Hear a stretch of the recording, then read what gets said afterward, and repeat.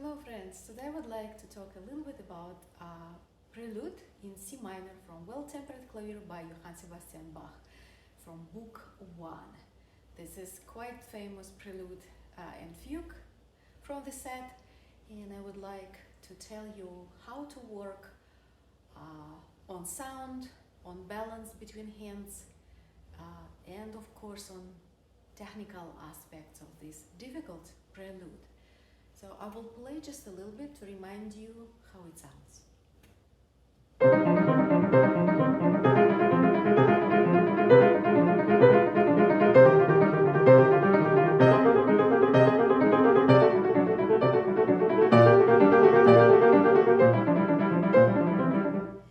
And so on. So you have to decide on how much legato or how much detachment you would like in this prelude. You would like to play it with, like you could do really more legato,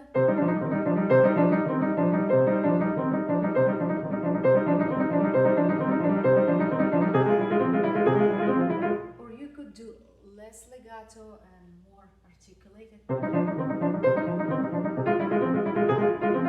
somewhat like this. So it's little difference, because it's not possible to play really legato here, but still you can feel the more lightness if you would play with more detached sound, and kind of it sounds a little more heavy and basically louder if you would like to play with more legato. Then you have to decide on tempo.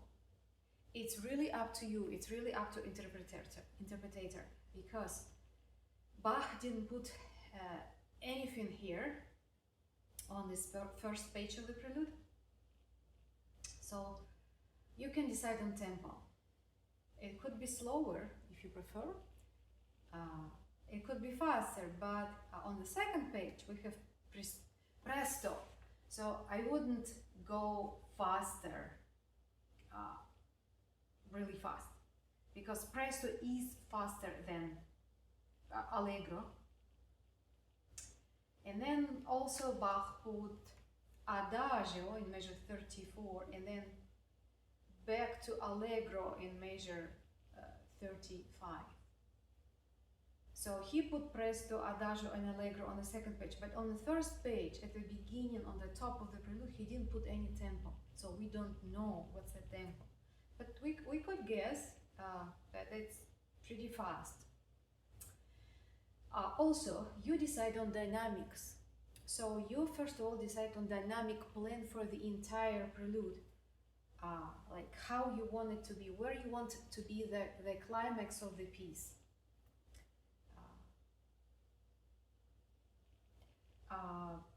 Like, to me, I think the climax basically happening like with the bass notes coming to dominant note, which is G in this case, because we're in C minor. So the left hand, yeah, the G, he has G, like organ point G. And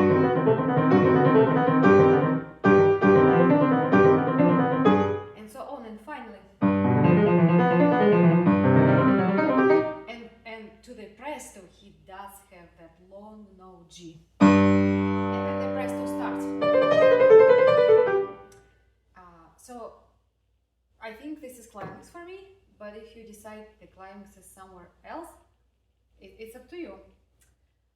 Also, I would think of dynamics between hands, like how you would balance hands dynamically so that you would achieve the sound you want to play this prelude. And also, I would think of dynamics in terms of sections, like, to me, some sections would sound louder and then the other sections would sound softer, like, so that you could achieve a big contrast. What I mean, let's say, C, probably right there.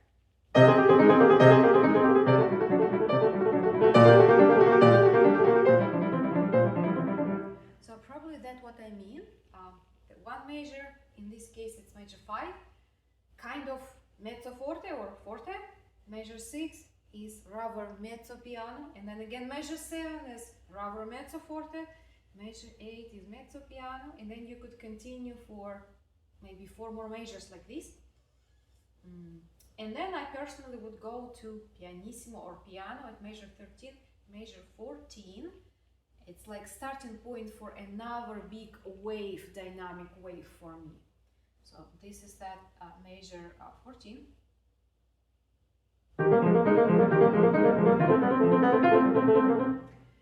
And then you would drive to that point in the left hand, so that note G, organ point. And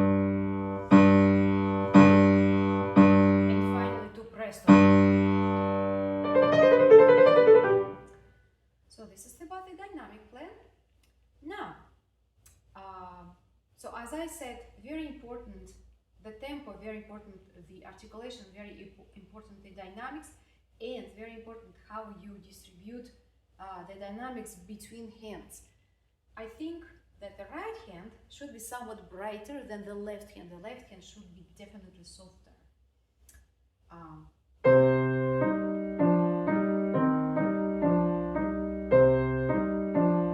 Somewhat like this, not like this.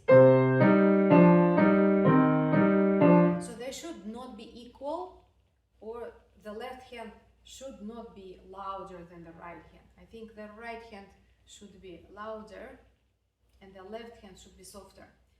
Why I think so? Because the texture is really in these 2 octaves, and it's quite thick. That's a lot of middle notes.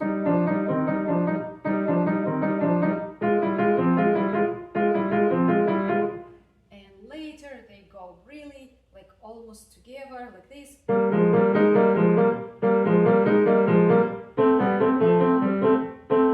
So that's why I think the right hand is more important and should be brought a little louder, and the left hand definitely softer. Now, how to find the scheme of the piece? In my opinion, there are some melodic notes, and I would play these melodic notes with the left hand bass notes. So definitely the melodic notes happen on the first beat and on the third beat, as well as bass notes.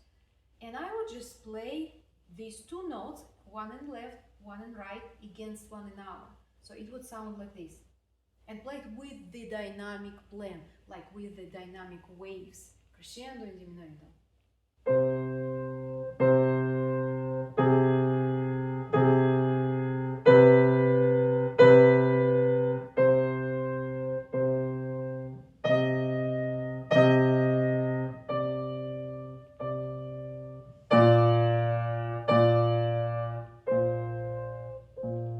And so on. So as you noticed, I played this with dynamics. I would play it a few times, maybe just play the first 4 measures, play them a couple of times, play next 4 measures, play them a couple of times, so that you can train your ear and you can understand what is going on melodic wise here. Then I would definitely play more notes together. I would play as a harmony. So what I would do, I would play like 3 first notes and the first chord. So basically I play note C, note E and note D in my right hand, so all together. This creates a nice dissonant sonority. The same in the left hand, so C, G and F. So the first 3 notes of the first beat. And then I would play the upper notes would be the same, but the middle notes would be the first and the second note, so to create a consonance, basically this one, yeah? So again, the first one, dissonant, right? No, consonants. So that's how I would play it. So I would play the first beat and the second beat of each measure, and then go to the next measure and play again the third and the second beats, the resolution of the dissonant sonority. So listen.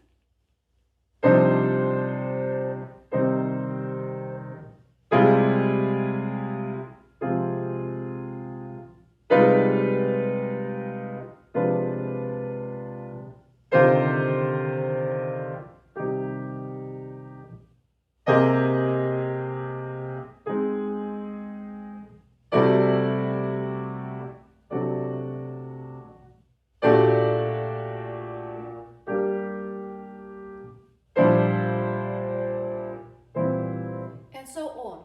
If it's difficult for you, if there is a big stretch, like in the left hand part, it could be big stretch, just omit one note. What I mean is that, for instance, in measure 5, the notes would be C, C, and then B flat. If it's too hard for you to play together, just omit the upper C and play C and B flat. And in measure 7, we have B flat, and A natural, and I cannot really do that physically, so I would just omit the upper B flat. So I do B flat, low B flat, then A, and that's it. And with the right hand, it still creates that dissonance. Okay, so I hope it makes sense, and that it gives you that understanding of the harmonies, how they move, and relationship of these harmonies, so dissonant sonority and then consonant. So I would do that by playing like this entire prelude, maybe by just little sections, not at once, because you could be tired. Just play one section, like, I don't know, maybe 4 measures or 8 measures, and then next 4 or 8 measures, and so on, and see what is happening and how harmonies are progressing. And then some technical work. So again, I would like to emphasize your attention that the technical work is based on the listening work. So all of that, what I just did, introductory listening work, right? The melody, the bass.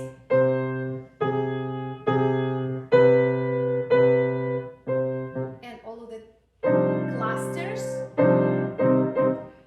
This is all for your ears, for understanding how music is moving, how music is progressing. And then when you start to work on the more technical aspects, yeah, basically for your muscles, for the fingers, then you definitely listen all the time. So it's not mechanical work by fingers, it's all this listening and adjusting your balance and adjusting dynamics. And I play the technical exercises or technical things in my pieces with the dynamics, and I will tell you and show you what I mean.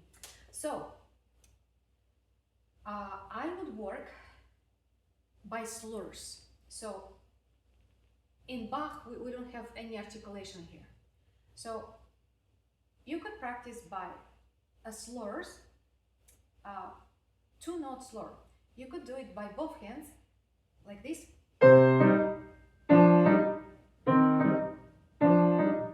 But maybe it's more hard, so I would start with just one hand, and I will show you just the right hand.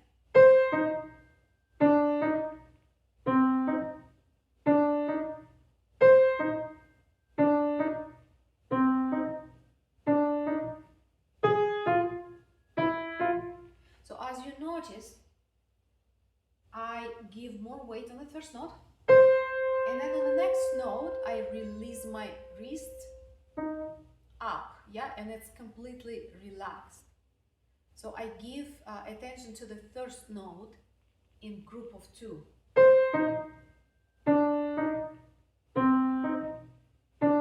And I listen how it sounds. So I'm doing very good legato between 2 notes, yeah?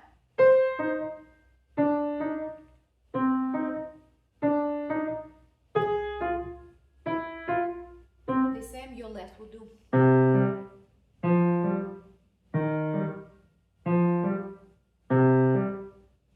And so on. When you put hands together, make sure you maintain this balance. The right hand is louder, the left hand is much softer.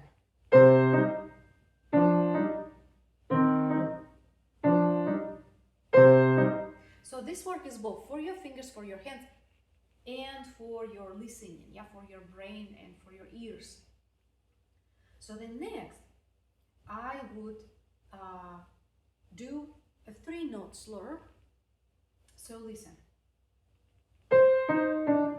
Then I skip the 4th note, and then I do next group, so next beat, the main note, yeah, emphasize the main note. And then again I release and skip the 4th note of the 2nd beat, and then again the 3rd beat. And again I skip 1 note, the last note, and then again I go to the last beat. So that's how it sounds, hands together.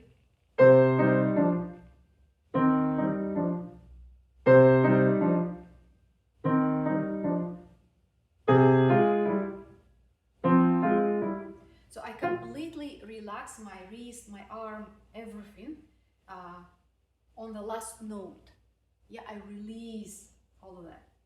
It's very important to practice in slow tempo and listening for balance and listening for good legato, so good slurs, yeah, and complete release physically on the last note, because you are training your muscles and you're training your brain and you're training your ears also. Everything that would transform in the faster tempo, because in the faster tempo you want to be as relaxed as possible, because the prelude is long and it's fast and you need strength. So be patient, play it slow and listen. And I also stop, right? I stop and wait, as you notice after the 3rd note. I stop, you skip the 4th note, right? Then 4-note slur.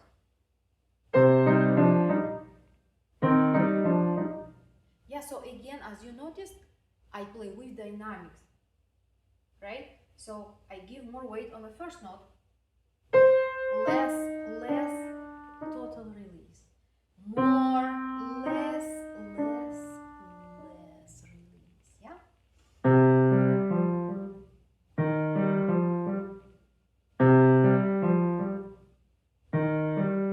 It's a complete relaxed wrist. On the very 1st note, I'm completely relaxed and I sink into the key. So that was 4-note slur, and then you could do 5-note slur.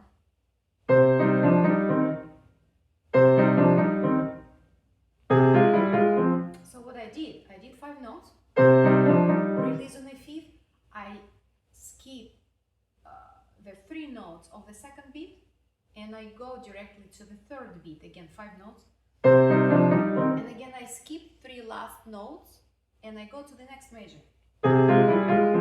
Again I skip the 3 last notes of the 2nd beat.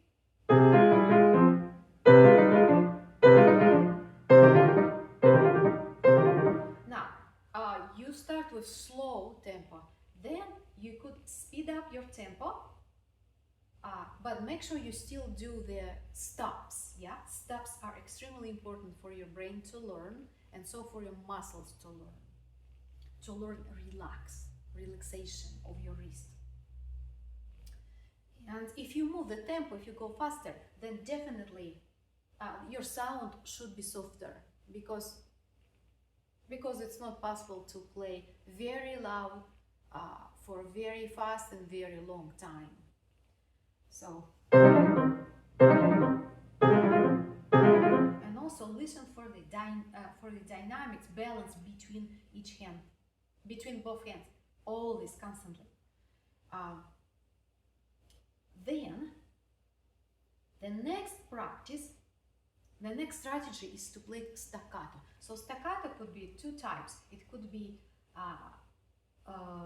loud staccato, heavy staccato, and it could be light or pianissimo staccato, basically only played by your fingers.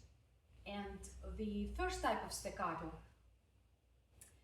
you give more weight from your arm, from your wrist to the fingers. So listen, and watch the first type, so loud or heavy staccato.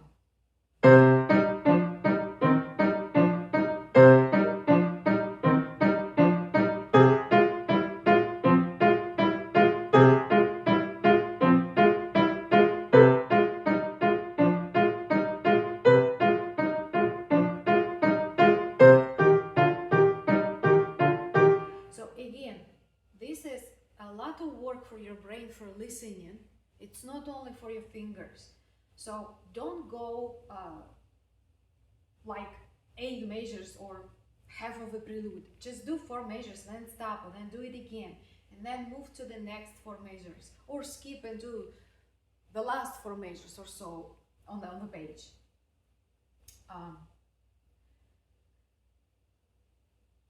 Again, your wrist should be quite relaxed, yeah? And as you noticed, I emphasized the first note, yeah? Especially the right hand upper note, which I consider as a melodic note.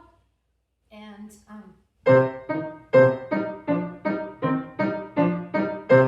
I quite move my fingers, if you notice, they quite move up and down.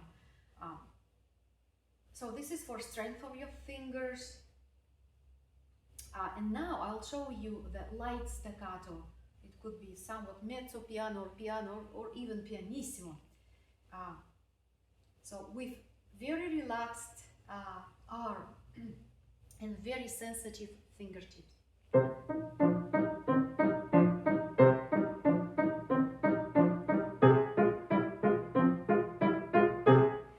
But again, I would start even slower.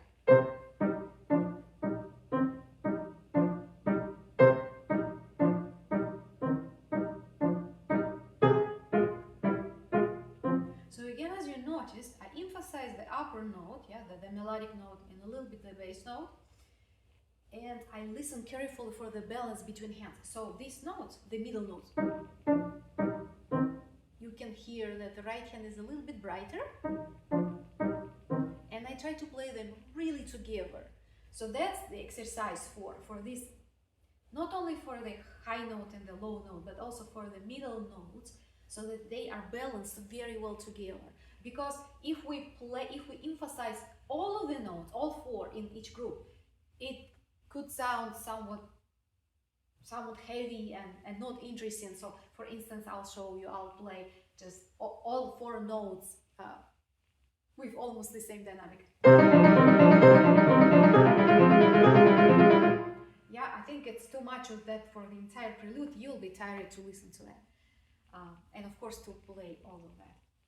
So this is about the staccato, and now going on to the regrouping with rhythms, with dotted note rhythm.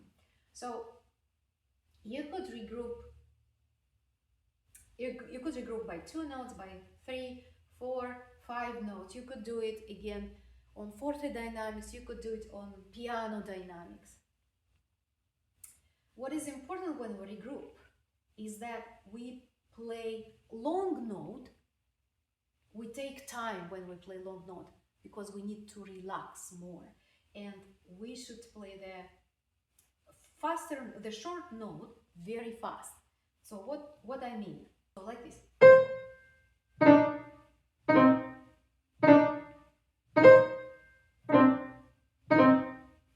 So again, I play the first note and I completely relax my wrist,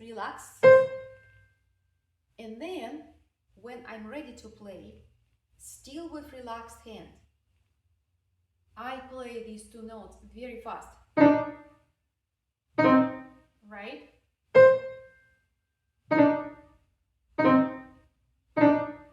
And then I need to play back to that C, which is difficult because the interval is 6, right?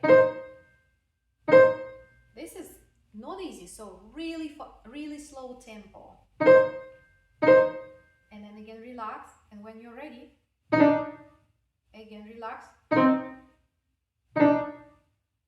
Again relax and very fast.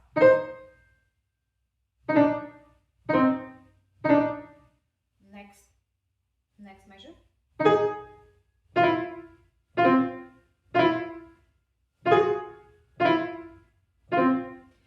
So again, practice just by 2 measures or 1 measure or 4 measures. It's very tiring. It's very tiring. So you don't have to practice the entire prelude like this. Your brain will learn, your muscles will learn the pattern. So you don't have to practice the whole page. So the 2-note regrouping.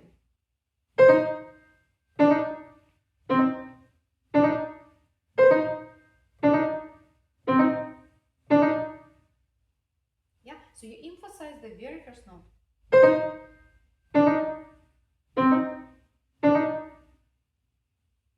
Yeah, or you could rest on the first note, like I showed you just a few seconds ago. That's why we call it regrouping. So you could regroup and do 3 notes like this.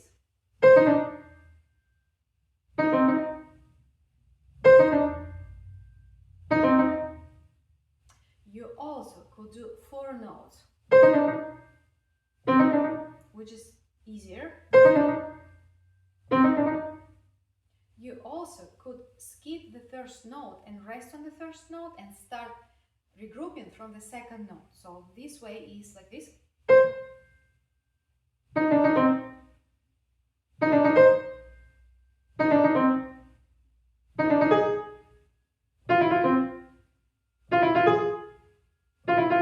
So this is more common regrouping.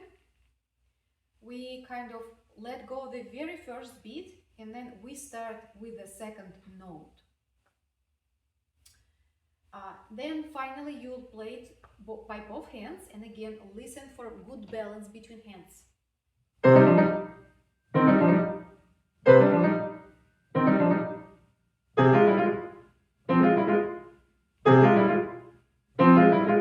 So this is pretty fast. I would do it even slower.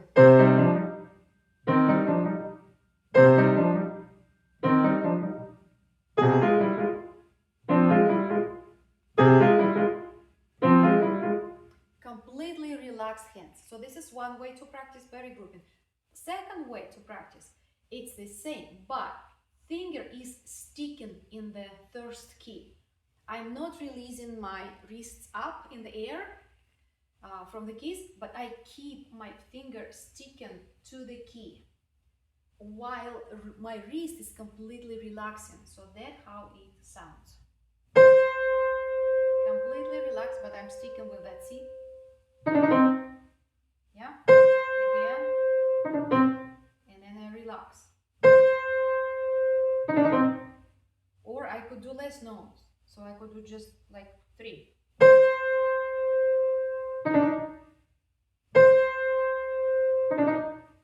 And then next group, which is next beat.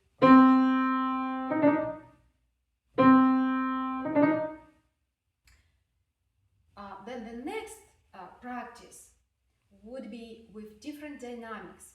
So now as you worked on the slurs, you worked on staccato, you worked on the regrouping with dotted rhythm. Now you could practice evenly, but with different dynamics. What I mean? I mean that your left hand could play piano or pianissimo, your right could play somewhat mezzo forte, or you could exchange your hands. So it will sound like this. So piano, my left hand, and my right hand would be mezzo forte. Kind of slow tempo, slow medium.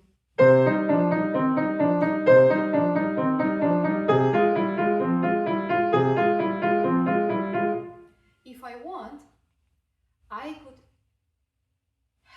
play my right hand even softer, and so my left hand would be even softer. So something like that.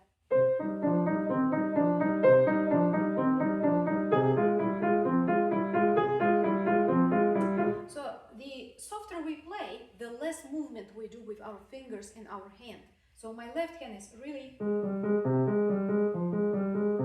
barely moving fingers, yeah, while my right hand somewhat moves.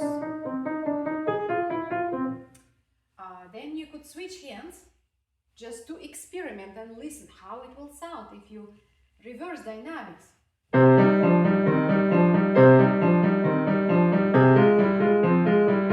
Somewhat like this. Then another way to practice, you could put your right hand lower, octave lower, and put your left hand 2 octaves higher.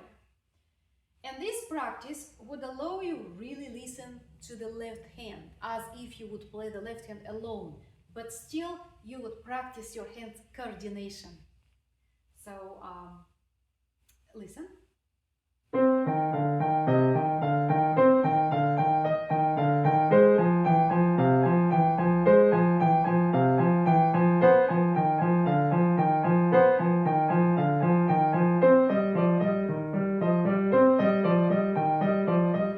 So you really can hear the dissonant sonority in measure 3 very well, right?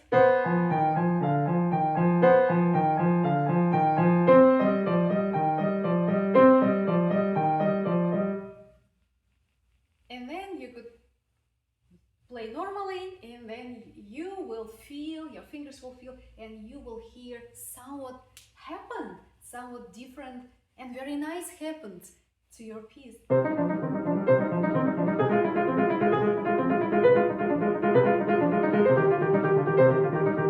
Yeah, everything kind of balanced and hands are together, and you have a command, technical command on this prelude as well as musical command. I hope this helps, and if you have any questions, please leave it in the comments below, or if you have a comment, you're welcome to leave the comments below. If you like my video, I have more videos like this. Please press the bell, subscribe, and I'll see you in my next video. Bye!